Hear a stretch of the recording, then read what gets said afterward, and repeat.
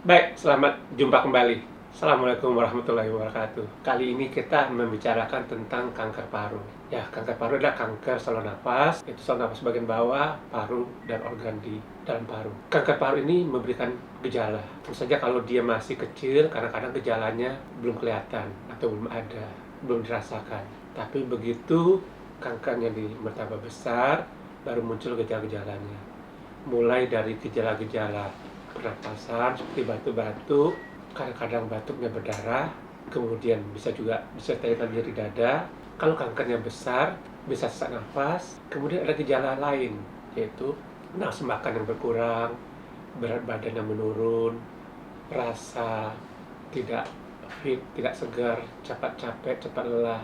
Gejala-gejala ini mirip dengan gejala penyakit paru yang lain, seperti tuberkulosis, sehingga kadang-kadang bisa salah diagnosis atau kanker paru dikira tuberkulosis, atau sebaliknya. Siapa orang yang punya risiko untuk terkena kanker paru? Berbagai faktor bisa menyebabkan kanker paru. Faktor yang paling penting adalah faktor merokok.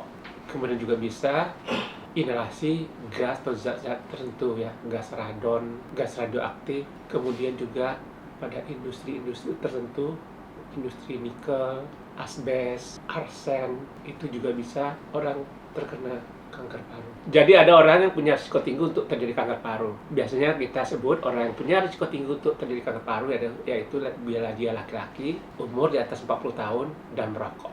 Nah, pada orang-orang ini kita menganjurkan melakukan pemeriksaan secara berkala untuk mendeteksi apakah dia punya kemungkinan terkena kanker paru. Pemeriksaan berkalanya paling sederhana adalah melakukan foto dada atau foto toraks. Nah, kalau terlihat ada kelainan, baru kita lanjutkan dengan pemeriksaan yang lebih lanjut. Jadi bagaimana kita mendiagnosis kanker paru? Pertama, kalau ada gejala seperti tadi. Kedua, kalau orang punya risiko tinggi untuk terjadi kanker paru. Pemeriksaan dimulai dengan foto toraks atau foto dada untuk melihat ada nggak gambar tumor atau muncul di kanker tumor sana. Selanjutnya, kita melakukan pemeriksaan untuk mendapatkan bahan, karena kanker paru ini mempunyai berapa jenis. Jenis kanker paru menentukan nanti pengobatannya. Ada 4 jenis kanker paru, tapi secara garis besar dibagi 2, yaitu kanker paru sel kecil dan kanker paru bukan sel kecil. Kanker paru bukan sel kecil terdiri 3, yaitu adenokarsinoma, karsinoma squamous, dan karsinoma sel besar. Perangainya berbeda dengan karsinoma sel kecil. Karsinoma sel kecil ini adalah kanker paru yang paling ganas. Dia cepat sekali bermetastasis. Begitu ditemukan,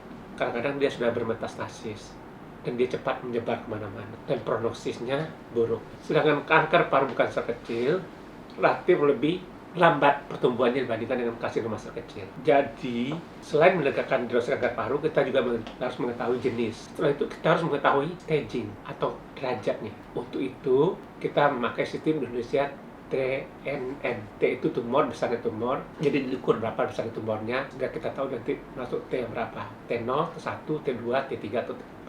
Kemudian N itu nodul atau kelenjar. Apakah sudah ada kelenjar yang terlibat? Nanti ada N0, N1, N2, dan N3. Kemudian M, metastasis. Sudah ada metastasis atau belum? Dan kalau sudah ada metastasis, harus kita tentukan metastasisnya masih di sekitar paru atau sudah keluar dari paru. Baru kita tahu stagingnya. Untuk kanker paru sel kecil, pengobatannya biasanya terdiri dari radiasi dan kemoterapi. Kanker ini sangat respon terhadap radiasi dan kemoterapi, tetapi juga dia cepat kambuh. Jadi, setelah diobati dengan radiasi, penyinaran, dan kemoterapi atau pemberian obat kanker, dia bisa mengecil bahkan menghilang, tetapi tak lama kemudian dia residif, kambuh kembali, dan kemudian memburuk dan berakhir dengan kematian. Untuk kanker paru bukan sel kecil, pengobatan berbeda tergantung jenis. Kalau jenisnya adenosea, kita bisa periksa mutasi untuk menentukan ada mutasi atau tidak.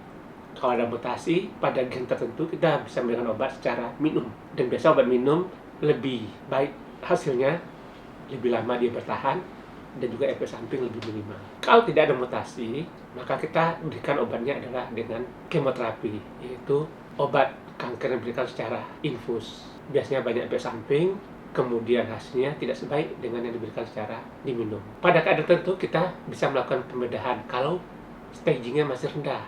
Staging 1, 2 itu bisa kita operasi, kita buang kankernya. Sedang staging 3 itu biasa dimulai diberikan obat dulu atau diberikan penyerahan dulu, sehingga stagingnya turun baru dilakukan operasi. Tapi kalau stagingnya sudah tinggi 3B atau 4, itu tidak bisa lagi dioperasi. Jadi obatnya pilihannya tadi diberikan kemoterapi dan atau dengan radiasi. Itu juga berlaku untuk kanker paru, sel squamous, dan sel besar. Kedua kanker ini tidak ada obat yang bisa diberikan secara minum, jadi hanya diberikan kemoterapi dan atau dengan radiasi. Jadi sebagai kesimpulan, kita harus waspada terhadap orang-orang yang punya risiko tinggi. Saya ulangi, risiko tinggi untuk menderita kanker paru adalah laki-laki, umur di atas 40 tahun, dan merokok. Walaupun kebanyakan kanker paru terdapat pada usia di atas 40 tahun, tapi dewasa ini sudah banyak kita temukan kanker paru pada usia muda. Usia muda kanker paru yang pernah kita dapatkan adalah umur 19 tahun. Tidak tahu apa penyebabnya, tapi seperti kita ketahui di Indonesia orang merokok sangat dini ya. Bahkan bayi pun di Indonesia sudah ada yang mulai merokok. Nah, apakah ini juga merupakan salah satu penyebab kenapa saat ini banyak sekali kanker paru ditemukan pada usia muda? Dan jumlah pasien kanker paru ini dari tahun ke tahun meningkat. Rumah Sakit Persahabatan sebagai rumah sakit rujukan nasional untuk penyakit pernapasan, setiap hari kunjungan untuk kanker paru ini hampir sekitar 100 sampai 150 orang. Jadi nasihat saya mulai saat ini berhentilah merokok. Sekian, terima kasih. Assalamualaikum warahmatullahi wabarakatuh.